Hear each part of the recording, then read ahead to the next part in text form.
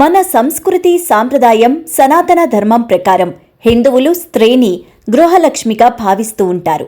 ఇంట్లోని స్త్రీలు ఆనందంగా నవ్వుతూ ఉంటే ఆ ఇంట్లో ఎల్లప్పుడూ సిరి సంపదలు తులతూగుతూ ఉంటాయని జ్యోతిష్య పండితులు సైతం చెబుతూ ఉంటారు.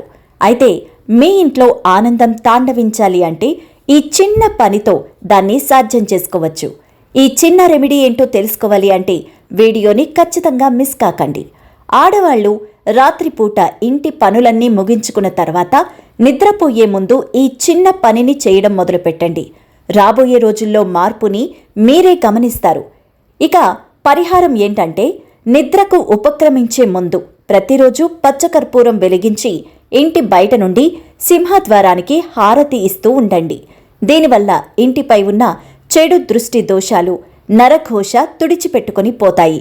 పాజిటివ్ ఎనర్జీ పెరుగుతుంది. మానసికంగా కూడా ప్రశాంతంగా ఉంటారు.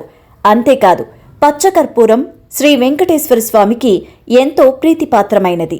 అందువల్ల ఆ స్వామి చల్లని చూపు కూడా మీ ఇంటి మీద ఉంటుంది. ఈ వీడియో కనుక మీకు నచ్చితే గోవిందా అని కామెంట్ చేయండి.